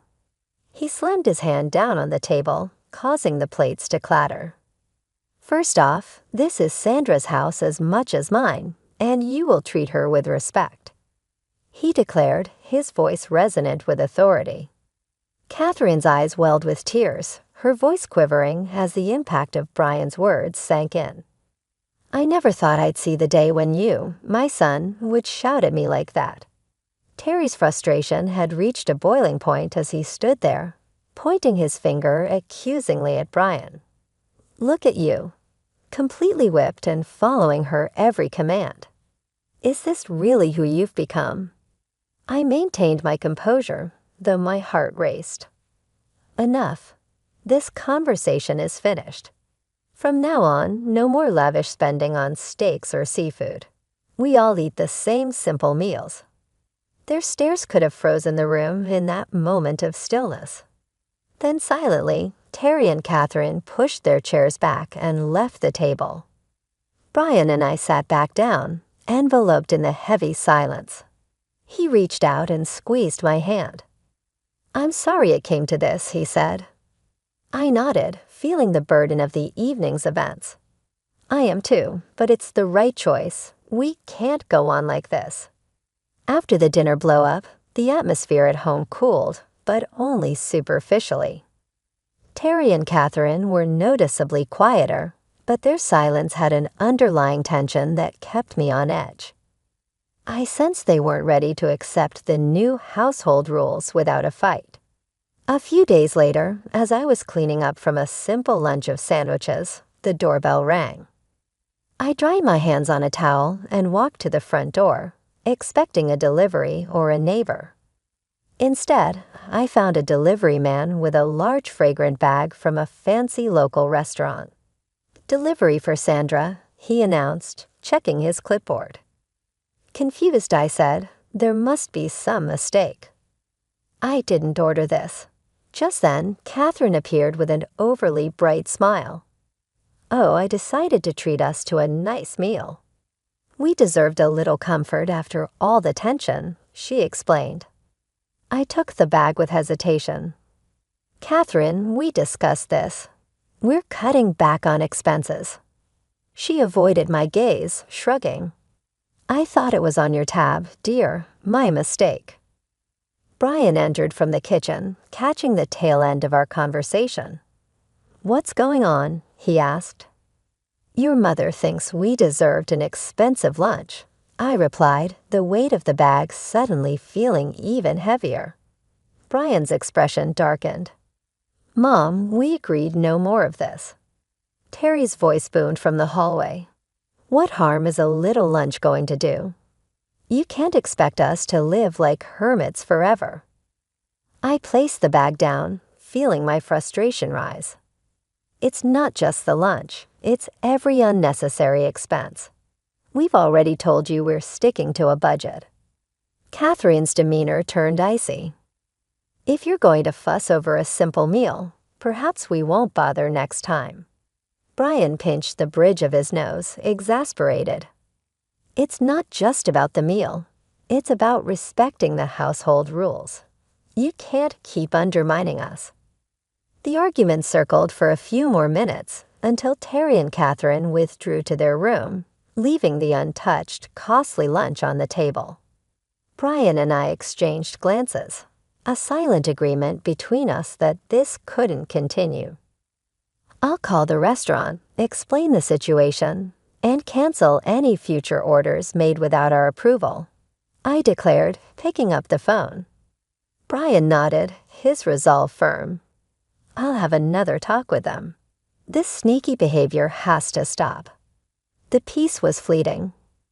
After the incident with the unauthorized lunch, Catherine and Terry simmered with barely concealed resentment. The tension was palpable, and it felt as though you could slice through it with a knife. One evening, while I was washing dishes, the calm shattered once more. Brian had just come in from the yard, looking tired.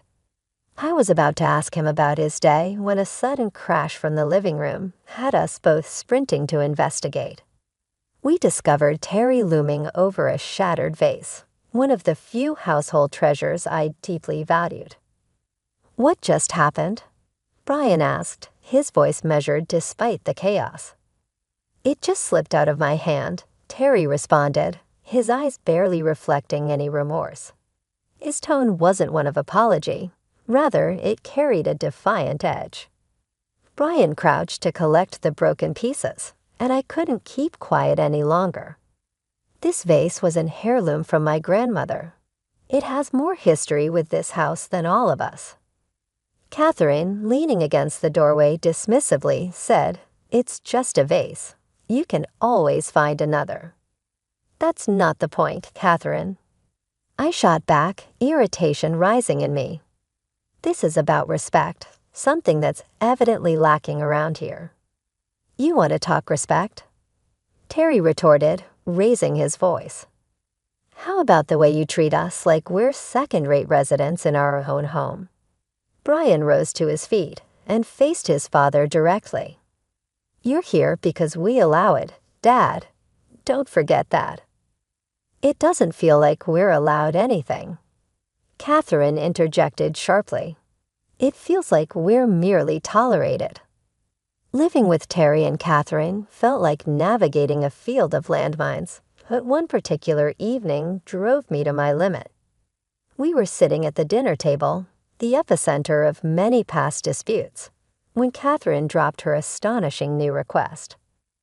"Brian, I saw a lovely coat today, and I think we should use Michael's college fund to buy it," she said as nonchalantly as if she were talking about changing coffee brands. I choked on my drink, coughing as I set my glass down forcefully.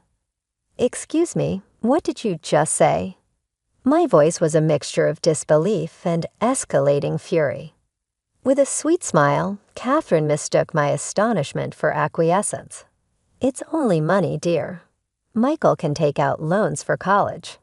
I do need a new coat." Brian, who had been silently fuming, slammed his fork down. "Mom, that's not happening. That fund is for our son's future, not for your shopping spree." Catherine's expression turned sour. "How can you deny your mother such a simple thing?" "It's not simple, and we're not discussing this further," I declared, my last shred of patience dissolving. Terry raised his voice, now echoing off the walls. "You're being unreasonable and cruel. We are your family." He then threatened coldly, "Perhaps the local news would be interested in how you treat your parents. What would your employers think?"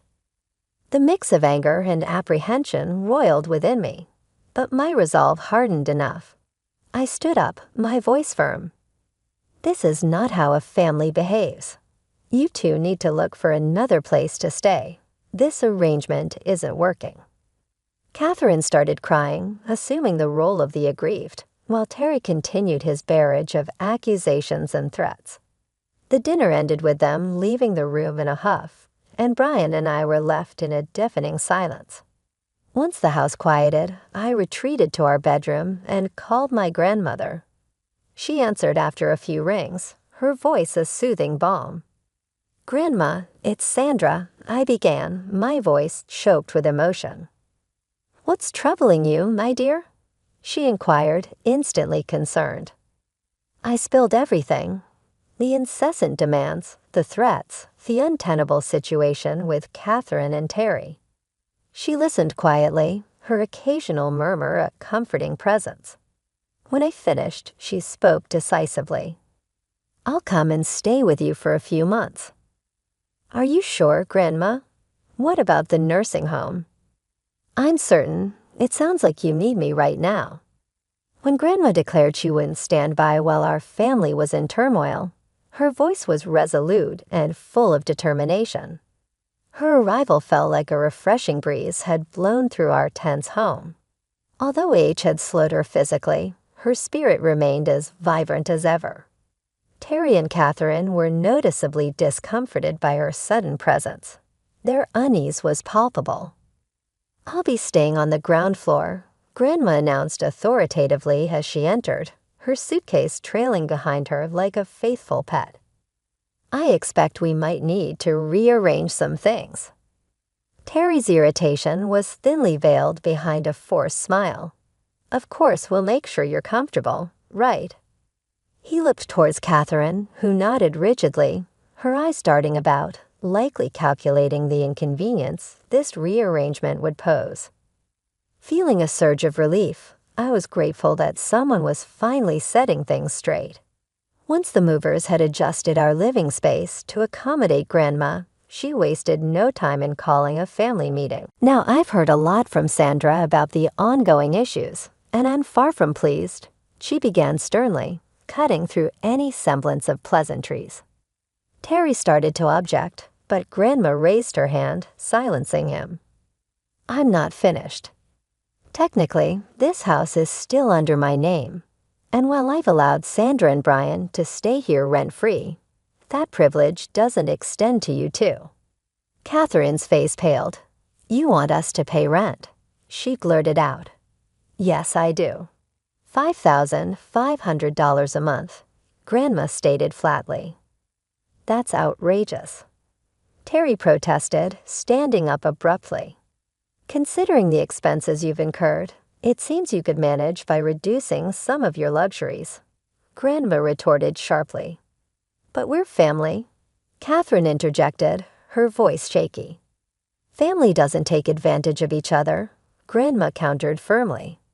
Since you've been living beyond your means at my granddaughter's expense, I find it only fair. Terry and Catherine were speechless, exchanging glances as if searching for an escape but finding none. And one more thing, Grandma continued. If you find the rent too steep, you're welcome to look for another place to live.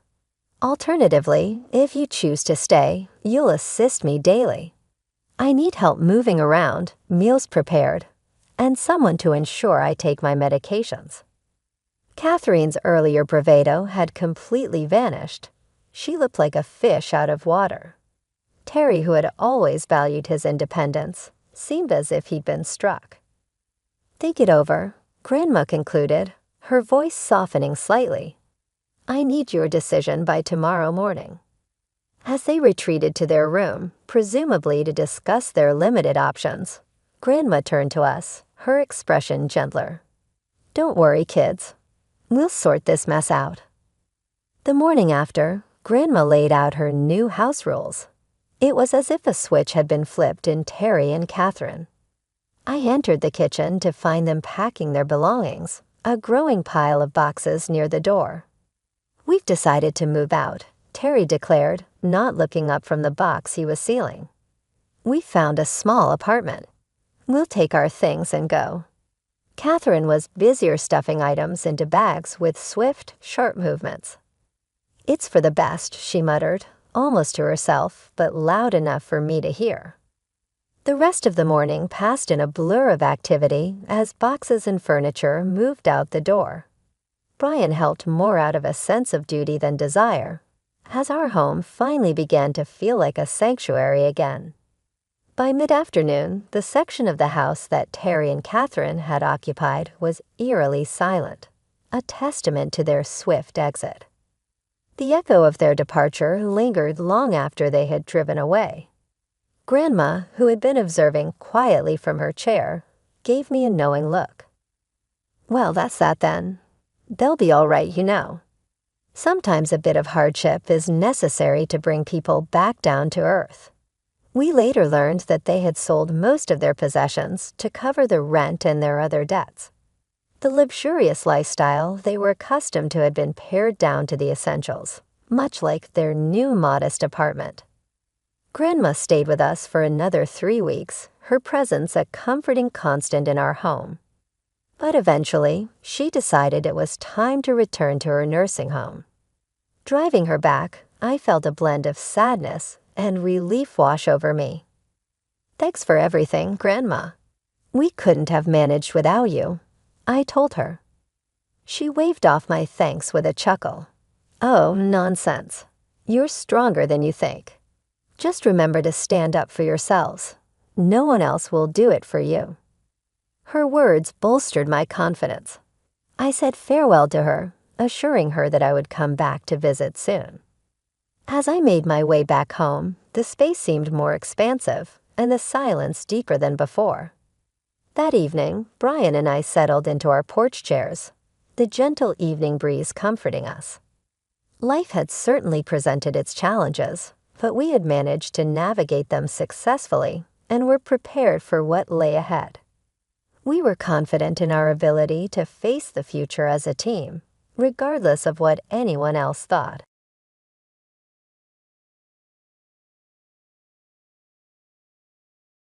I'm 28 years old, and my name is Angela. I'm just your average office gal. My talents are not exceptional, and I have a somewhat ordinary appearance. My personality is powerful, yet I don't have any distinguishing traits. After that little introduction, the mixing got underway. It was a social gathering with men from a somewhat larger firm than ours, organized by a few ladies from the department next to mine.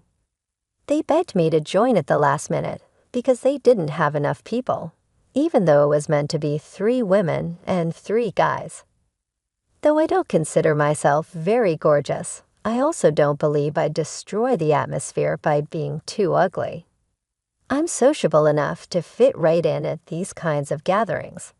I chose to just enjoy the dinner because I don't currently have a boyfriend, and I didn't think I would meet anybody wonderful at the event. The informal Yard House restaurant served as the venue for the occasion. The other 2 women had their sights set on 2 slender, attractive males who had the appearance of American pop stars from the beginning. That left 2 additional men, a large, well-built man and a somewhat plain-looking man who wore spectacles. Tyler was identified by the large man seated across from me. His face were robust, his beard thick, and his muscles were visible through his shirt. Just my kind of thing. I've always preferred strong, muscular guys over slender, attractive boys. To be really honest, I would love a guy that resembles a rugby player. All he needs to do is be strong enough to carry a white horse, not necessarily ride one in. I am invited to mixers a lot because of this, in part because I have somewhat different taste in males than most ladies do. Your muscles are incredible. Are you involved in any sports? With eagerness, I questioned him. I used to play rugby in college, but now I focus on weight training, Tyler responded. Success. I was ecstatic. Tyler was savoring his meals and paying little attention to the women while he ate. It was amazing how he ate. You mean, Angela? Do you also exercise? Joining the chat, Tyler inquired. Are you able to tell? My pastime is working out. I smiled in response. I believed that. Tyler grinned broadly and added, You seem like you're in great shape, though maybe that's not the best way to say it. And that smile was just the right kind. We then struck up a conversation about weightlifting, going to the gym, and muscles. I didn't mind that we seemed to be in a different planet from everyone else at the mixer. Tyler and I decided to meet together for a future workout and swapped phone numbers. Tyler and I seemed to be the only couple that clicked at this, supposed to be a meet and greet. Tyler is 1 year older than I am, at 29 years old. He weighs 150 pounds and is 5'10" tall.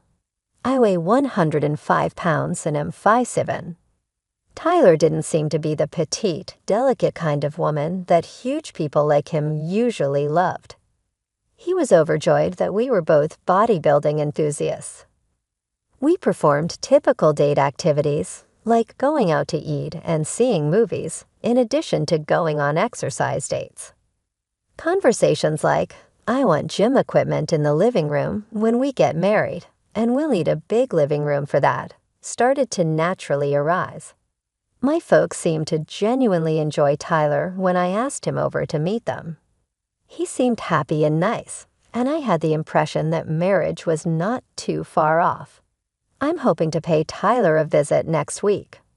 I've heard that Tyler was raised primarily by his elder sister, who is 6 years older than him, after losing his mother when he was a little toddler.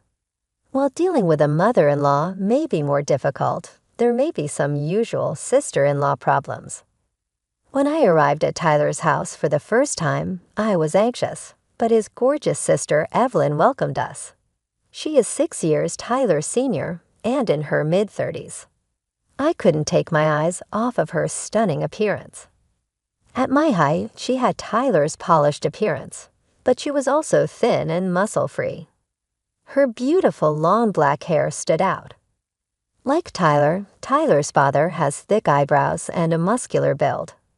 We had a little issue when Evelyn prepared us homemade seafood spaghetti because I have a shellfish allergy. Evelyn, I'm sorry, but I'm allergic to crab and shrimp, I said. The shrimp and crab on the spaghetti would cause me hives, so I had to stay away from them. I thought I told you about the allergy, didn't I? Evelyn remarked, becoming rather alarmed. Tyler should have known about my allergy because we frequently share meals. I was unaware of that. I'm sorry, Angela, stated Tyler. It's okay, Tyler, I said with a smile. Could you please eat this shrimp and crab for me? With a joyful, of course, Tyler grabbed the shrimp and crab off my plate. Evelyn's lip did seem to get a little serious, but I didn't give it any thought. In an attempt to diffuse the situation, I responded, I'll be more careful next time. However, Evelyn went on, Angela, he won't be able to eat shrimp or crab anymore if you marry him. Though I hadn't given it much attention previously, I reasoned that I could cook without using any substances that might aggravate my allergy.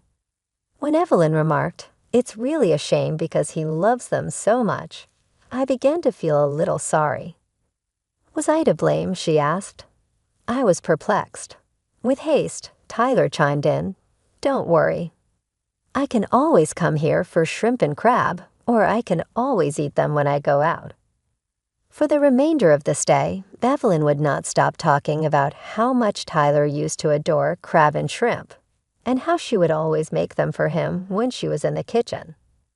Her remarks left me feeling a little uncomfortable.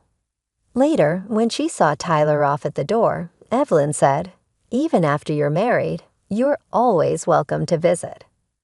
It felt like she was hinting that I was somehow taking Tyler away from her. On the way home, I told Tyler, It seems like your sister doesn't think very highly of me. I didn't know you liked crab and shrimp so much. I was feeling a bit down, but Tyler reassured me. Yeah, I like them, but don't worry about my sister. She just cares a little too much about what I eat because it's really important to her. Tyler explained that Evelyn had taken on a motherly role after their mom passed away, which might be why she's so involved in his life. He thought she might have a bit of a sister complex because she's been both his sister and caretaker for so long. Evelyn has a very handsome boyfriend named Adam. He's actually more attractive than some celebrities, and women often swoon over him. Personally, I don't find him all that charming. Adam is 31 years old and owns a nightclub. When Evelyn was working, a coworker took her to the club where Adam was the top bartender. His job involved charming women to earn tips, but he fell for Evelyn and eventually decided to start his own business. Adam really loves Evelyn, and even Tyler's father, who was originally against the idea of her dating a bartender, has accepted him now that he owns his own nightclub. I even work out with him sometimes, Tyler said. He wants to build some muscle, but nothing too extreme. Tyler explained that he and I sometimes go out to eat with Evelyn and Adam. Once, while I was about to add lemon and sauce to Tyler's fried shrimp, Evelyn suddenly raised her voice and said, Wait. Tyler likes ketchup on his fried food. Tyler calmly replied, Don't worry. Angela suggested I try the lemon and sauce, and it was really good. Ketchup is great, and tartar sauce works too, but lately I've been enjoying lemon and sauce. Even though Tyler seemed fine with the change, Evelyn's face showed she wasn't happy about it.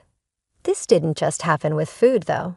Whenever Tyler showed interest in things I introduced him to, like foreign dramas, or when he started changing his style of clothing, Evelyn seemed upset. It was as if she didn't like seeing him change. There were also strange things that happened when we ate at Tyler's house. I would often get hives, even though no crab or shrimp were directly served. I started to wonder if the condiments or ingredients they used might have contained traces of shellfish, which I wouldn't notice. So I tried to help with the cooking at Tyler's house to see what was really going on, but Evelyn wouldn't let me. She said, Why don't you help with the dishes instead? So I ended up doing dishes without being able to check the ingredients. One day, I mentioned I got hives again after we ate there last time. Evelyn responded, That's strange. We didn't use any crab or shrimp. Could it be that you have other allergies, Angela? It felt like she was blaming me for the problem. She even added, if you have so many allergies, it's going to be hard for you to cook for Tyler. I'm worried about him. She seemed more concerned about Tyler than about me. For the record, I don't have any other allergies. I've had thorough allergy tests done before. But even after I told Evelyn this, she didn't seem convinced. I started to realize that this wasn't just about her not liking me. It felt like she didn't want to let Tyler move on from her. However, Evelyn is already 34 and has a serious boyfriend, Adam. It doesn't make sense for her to stay so attached to her brother, especially since she's clearly in love with Adam. I've been thinking that maybe Adam could help resolve the situation. After all, shouldn't Evelyn and Adam be thinking about getting married themselves? It's time for them to move forward, too. I asked Tyler about it, and he said, I've talked to her many times, but she says she can't think about marriage until I'm settled and married. It seemed like Evelyn might be delaying her own marriage because of Tyler. Then something unexpected happened one day. Evelyn and Adam invited us over for a meal. Right after Tyler excused himself to go to the bathroom, Evelyn stood up too, saying she needed to step out. A little later, Tyler came back, supporting Evelyn, who was holding a handkerchief to her mouth and looked like she was in pain. Adam immediately stood up and asked, "Are you okay? I'll take you home." But Evelyn refused and said, "It's fine.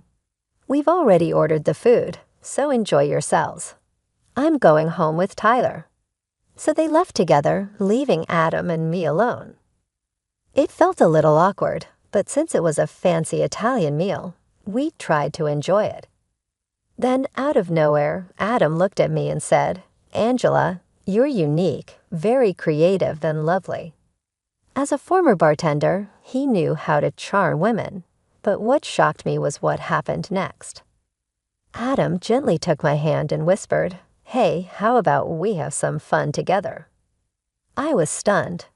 What was he thinking, making a move on me right after Evelyn, his girlfriend, had just left feeling sick? He was supposed to be in love with Evelyn. Handsome as he was, his behavior was completely out of line. I pulled my hand away and said, "Please stop joking. Evelyn would be upset if she heard this." But Adam's response surprised me. With a sly smile, he said, "She won't be upset." I couldn't believe it. I quickly made it clear I was not interested in good-looking guys and firmly rejected him. Adam just laughed and said, "You're interesting, Angela," without showing any offense. Refusing his offer to drive me home, I hurried to the station and texted Tyler. I felt a strong need to see him and explain what had just happened. When Tyler arrived, he asked, "Why did you call me here? What happened?" I led him to a quiet spot and apologized before asking, "By the way, how's your sister?" I wasn't really worried about her, but I wanted to ease into the conversation. Tyler replied, she was fine. As soon as we got home, she was just making a fuss. It's too bad we couldn't enjoy the Italian meal. Then I dropped the bombshell. After you left, Adam made a pass at me. Tyler's usual calm expression turned serious. What? What?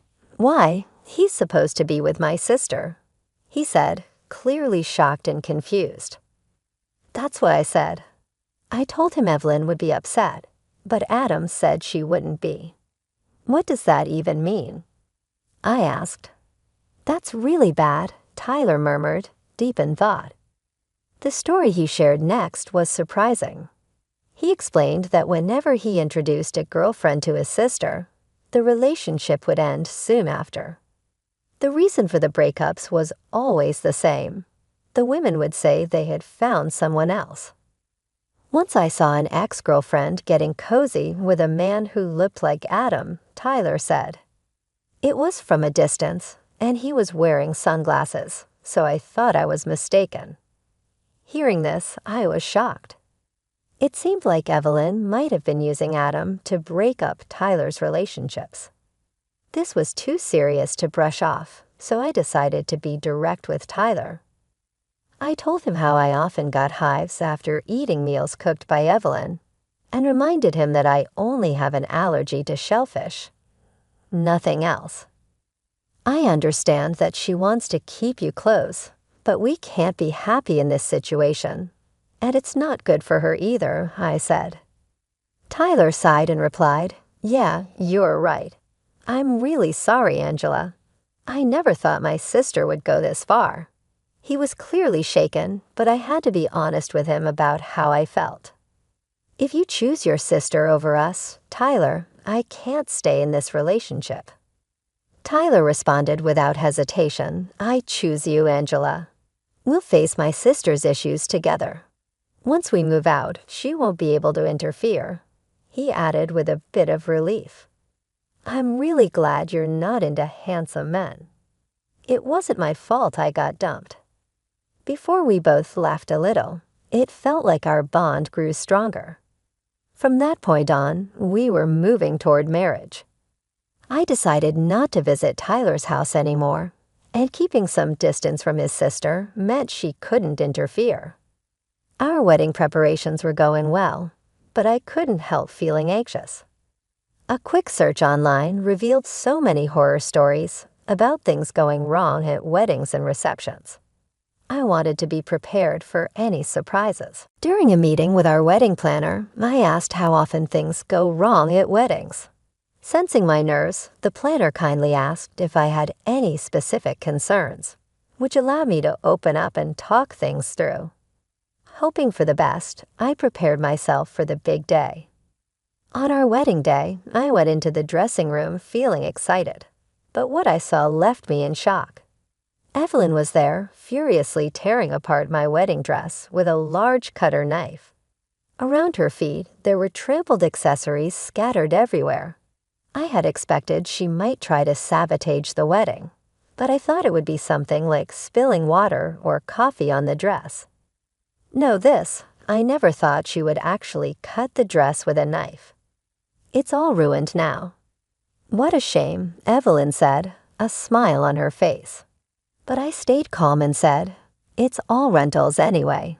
Most people don't buy expensive custom-made dresses for weddings." Her smile faded a little. "What? But you can't have a wedding without a dress," she exclaimed. "That's why I have a spare dress prepared," I replied calmly. "I liked the one you ruined more, but I'll just go for the other one." Just then, there was a knock on the door, and Tyler walked in. He froze when he saw the scene. "Evelyn, why would you do this?" he asked, clearly shocked. The wedding planner, who was with me, said, "All these dresses and accessories belong to the venue. Should I report the damage to the police?" Tyler quickly replied, "We'll cover the costs. I don't want a criminal in the family on our wedding day." When Evelyn heard the word criminal, she finally seemed to understand the seriousness of what she had done. She started yelling, "Criminal? What are you talking about? I'm just against this marriage." "Too bad," I said, "but we're already legally married. We're officially a couple, so canceling today's ceremony won't change anything." Evelyn looked shocked, then collapsed to the floor, murmuring, "No, that can't be true. It's a lie." Tyler knelt down beside her and gently said, "Please stop, Evelyn. I don't want to hate you." At his words, she broke down, crying like a child, calling out for him. Tyler asked to take her out of the dressing room so I could fix my makeup and change into the spare dress. By then, both our families had arrived at the venue, and even Adam had shown up. "I can't believe she actually did it," Adam said, which made me wonder why he didn't stop her if he knew what was coming. But maybe he didn't want to intervene since he had been an accomplice in other situations. I left Evelyn in Adam's care, still unable to stop her tears. Tyler and I explained everything to our parents. Although there was some panic at first, our calmness helped ease the situation. We decided to focus on getting through the wedding and reception as smoothly as possible. During the wedding, Evelyn kept crying, and at the reception, she constantly wiped her eyes with a handkerchief. People who didn't know the full story thought she was just sad about her brother getting married, and they looked at her sympathetically. Despite the drama, we made it through the wedding and reception. That night, we stayed in a hotel downtown before flying to Hawaii for our honeymoon. We had a week-long culinary tour ahead of us, and Tyler's comforting words kept playing in my mind, reassuring me everything would be fine. "I don't want to dislike you any more than I already do," Tyler had said to Evelyn. It seemed like those words were the greatest punishment for her. 5 months later, Adam visited our new home, bringing a huge bouquet of flowers as a gift, showing his usual charm with women. Since the wedding, Tyler hadn't returned to his parents' home, so he hadn't seen his sister. Sometimes she would try to contact him, but Tyler kept his distance, refusing her calls. However, I could tell he was still worried about her when he asked Adam how she was doing. The reply was unexpected. "Actually, I've been thinking about breaking up," Adam said, catching Tyler by surprise. "What?" Tyler exclaimed. Adam explained after that incident, "She's just not the same anymore. I used to love her because of how hard she tried for you." His words were vague, but I got the feeling Adam was tired of the whole situation. Still, I thought it might be better for Adam to stay with her. Without him, who knows what she might do next? Maybe she would get married and have kids. If she had a son who looked like Tyler, she might regain her old self. I suggested trying to protect our peaceful life, especially now that I was pregnant. I couldn't help but feel anxious about what Evelyn might do if we had a boy who resembled Tyler. To my surprise, Adam was thrilled by the idea. "I hadn't thought about marriage before, but I'll consider it," he said enthusiastically. Just a month later, Adam and Evelyn registered as a married couple. His quick decision-making as a former bartender was astonishing. Not long after, I gave birth to a baby boy who looked just like me, which came as a relief. I knew Evelyn wouldn't be interested in him, though I hadn't been very keen on the idea of having kids before. I quickly grew attached to our son and appreciated how special he was. I could now understand in part Evelyn's strong attachment to Tyler. Tyler warned me, "Angela, don't end up like my sister one day." His face was confused and melancholy. Adam and Evelyn also went on to have a kid in the interim. Evelyn's pregnancy and delivery went just as planned, but instead of a boy that resembled Tyler, they were blessed with a stunning little girl who is as priceless as a pearl. To our astonishment, Adam developed an obsession with their daughter instead of Evelyn. He would give us sweet photos of her as a child, even though we hadn't asked for them since he was so enamored with her. She recently celebrated her first birthday and has grown even more endearing and adorable. While our little naughty 3-year-old is quite the handful, his charm is only enhanced by his mischievous nature. Adam makes jokes about how he'll stop at nothing to frighten away any potential suitors his daughter may have in the future. That seems to be a protective trait shared by Adam and Evelyn. It seems like they fight a lot about their daughter, but to be honest, I don't care. I do find it a little odd, though, because they never give us pictures of the entire family, only their kid. But that's not my business. That's theirs. In addition, I already have too much on my plate because I have twins due in 3 months. The young ones need a lot of care because they are already as busy as tiny monsters. I just lack the energy to think about the issues that other people are facing. Tyler now spends much of his time on the training machine we put up in our large living room. Originally intended to be used for postpartum body recovery, it was soon repurposed into a washing rack. Having to run after so many kids has made me understand how crucial it is to maintain my strength and endurance. Perhaps when we have more kids, we'll move the machine and go to the gym often. Tyler quips, though, that we'll never run out of weights, even without the machine. As he says this, I am reminded of how much I love him as I watch him perform squats with our son on his back. I'm sure I won't turn into his sister because of it. All I can hope for is that our children will grow up to find fantastic companions and enjoy the type of amazing life I've been fortunate enough to lead.